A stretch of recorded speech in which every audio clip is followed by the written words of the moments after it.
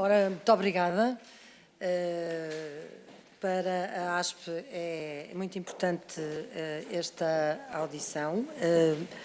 Agradecer a possibilidade de mais uma vez nos podermos pronunciar sobre o assunto e fazer talvez algum enquadramento do que se passa aqui hoje. Na prática, o que está na base tem a ver com o projeto de Decreto-Lei 6016, primeiro do LIVRE, que prevê eliminar as exposições virtuais ou intermédias. É uma aspiração que a ASP defende desde 2019, desde que foi negociada a carreira. Na altura, ainda com a doutora Marta Temido, identificámos claramente que as normas de transição iam criar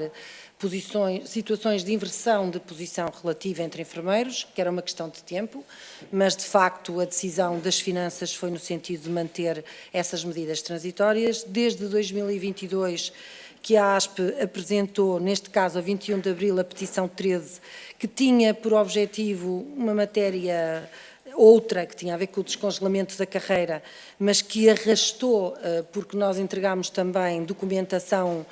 com matérias conexas, onde estava a questão das virtuais elencada, e, portanto, foram apresentadas várias iniciativas legislativas a propósito desta petição 13, sendo que a do LIVRE, de facto, foi aprovada para ser discutida na especialidade e, por isso, estarmos aqui com este grupo de trabalho. Importa dizer que a região autónoma da Madeira, em 2023, publicou nova legislação regional corrigindo as posições intermédias também na Madeira e que a ASP apresentou uma outra petição, que é 233, com 8.000 assinaturas, a pedir a eliminação das posições virtuais já nessa altura. Também dizer, em síntese, que a ASP reuniu sempre com todos os grupos parlamentares para que esta matéria fosse introduzida nas leis de Orçamento de Estado de 2022, 2023 e 2024. Portanto, para nós é muito importante podermos estar aqui hoje e, em síntese, eu só queria dizer que a carreira dos enfermeiros foi sujeita à Lei 12A 2 vezes e há enfermeiros com 18 anos, 15, 18 anos de profissão que foram sujeitos às exposições virtuais 2 vezes, com a transição em 2009, na carreira que foi alterada em 2009 e com a carreira que foi alterada em 2019. Esses enfermeiros tiveram aumentos de saltos remuneratórios por 10 anos de cada salto remuneratório, inferiores àquilo que era previsto, sendo que na totalidade de 20 anos de profissão, alguns deles tiveram saltos remuneratórios inferiores a 100 euros, quando na prática, de acordo com a tabela remuneratória que estava em vigor, os saltos remuneratórios deveriam ser no mínimo de 200 a 156 euros, andam ali à volta disso, porque eles não são todos iguais. Daí que estes enfermeiros, de facto, estão a ver-se ultrapassados por os enfermeiros, sobretudo os de cuidados gerais, que não tiveram qualquer bloqueio. Isto acontece com os especialistas, mas também acontece com alguns dos gestores que foram integrados em 2019 e que também ficaram em posições virtuais. A situação é menos grave, mas a inversão remuneratória em relação aos especialistas e, sobretudo, na comparação com os da categoria de enfermeiro, que não tiveram qualquer bloqueio, está evidente e neste momento está demonstrada. Também gostava de clarificar um outro aspecto que tem havido uma certa confusão, porque se começou a falar em inversões remuneratórias, não só pelas posições virtuais, mas também pelo facto de ter havido bloqueios à contagem de pontos. E uma coisa não se confunde com a outra. Uma coisa tem a ver com aquilo que nos levou à petição 135, que foi os enfermeiros especialistas por concurso ou os enfermeiros gestores ou supervisores por concurso viram bloqueados pontos, a atribuição de pontos de anos anteriores à data em que tomaram posse e, portanto, ficaram ultrapassados por aqueles que efetivamente concorreram e não ficaram com as vagas. Relativamente... existem ainda